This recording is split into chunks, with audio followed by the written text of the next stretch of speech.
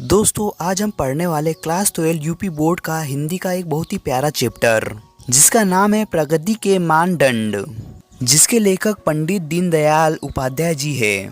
प्रगति के मानदंड का मतलब है किसी व्यक्ति, समाज या देश की उन्नति को मापने के लिए बनाए गए मापदंड या कसौटियाँ। तो आइए दोस्तों इस चैप्टर को हम डिटेल से एनिमेशन के माध्यम से समझते हैं।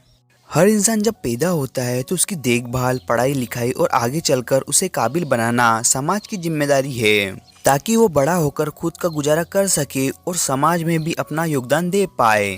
अगर कभी किसी वजह से वो काम नहीं कर पाता या खुद नहीं कमा पाता तो उसका खर्च उठाना और उसे आराम का समय देना भी समाज का काम है। कोई भी अच्छा और सभ्य समाज हमेशा ऐसा ही करता है। असली तरक्की भी इसी में है कि हर इंसान को अच्छी जिंदगी जीने का हक मिले, मतलब खाने पीने की गारंटी, पढ़ाई का हक, नौकरी या रोजगार का मौका, मुश्किल वक्त में सुरक्षा और जरूरत की सुविधाएं। इसलिए इन सब को हमें इंसान के मूल अधिकार मानना चाहिए। बात करते एकात्म मानववाद की। इसका मतलब होता है कि हमारी पूरी व्यवस्था का केंद्र इंसान होना चाहिए। इंसान सिर्फ शरीर नहीं है, बल्कि शरीर, मन, बुद्धि और आत्मा, इन सब का मेल है। भौतिक साधन जैसे पैसा, वस्तुएं, तकनीक आदि सिर्फ इंसान की सुविधा और सुख के लिए है, वे अपने आप में अंतिम लक्ष्य नहीं है। अगर कोई व्यवस्था इंसान को अधूरा मानकर सिर्फ उसके शरीर या सिर्फ उसके मन या सिर्फ उसकी बुद्धि के हिसाब से चलती है तो वह अधूरी है। सही व्यवस्था वही होगी जो इंसान को उसकी पूरी पहचान, शरीर, मन, बुद्धि और आत्मा के साथ देखे। इसलिए हमें हमारी सारी सामाजिक, आर्थिक और राजनीतिक व्यवस्थाओं को एकात्म मानववाद के आधार पर विकसित करना चाहिए, जहां हर इंसान को संपूर्ण रूप से समझा और महत्व दिया जाए। भारत के ज्यादातर राजनीतिक दल विदेशी यानी कि पश्चिमी विचारधाराओं से प्रभावित है। वे भारत की अपनी सोच और जरूरतों से ज्यादा बाहर के मॉडल की नकल करते हैं। इसलिए वे ना तो भारत की असली पहचान को पूरा कर पाते हैं और ना ही दुनिया को सही रास्ता दिखा सकते हैं।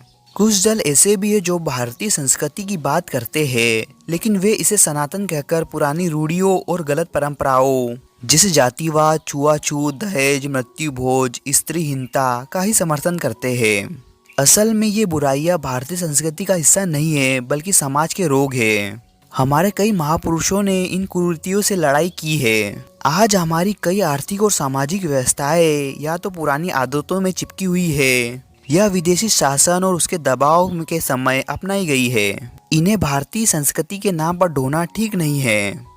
एकात्म मानववाद का विचार कहता है कि हमें भारत और दुनिया दोनों की सोच और अनुभवों का सही आकलन करना चाहिए, उनकी अच्छाइयाँ अपनानी चाहिए, कमजोरियों से बचना चाहिए और एक नया रास्ता बनाना चाहिए जो इंसान को और आगे बढ़ाए। पश्चिम ने भौतिक तरक्की की है, लेकिन आध्यात्मिकता से पिछड़ गया। भारत आध्यात्मिकता की बातें करता रहा, लेकिन भौतिकता में पीछे रह गया। नतीजा ये हुआ कि दोनों अधूरे रह गए। असली प्रगति के लिए दोनों का संतुलन जरूरी है, शक्ति यानी बल और आध्यात्म अनुभव दोनों। इसलिए जरूरी है कि भारत अपनी ताकत बढ़ाए, समाज की बुराइयों को दूर करे, स्वस्थ और सक्षम बने। तभी भारत दुनिया पर बोझ बनने के बजाय उसकी तरक्की में मददगार और मार्गदर्शक बन सकेगा। दोस्तों वीडियो अच्छा लगे तो इस वीडियो को लाइक कीजिए और चैनल को सब्सक्राइब कीजिए। Thank you for watching.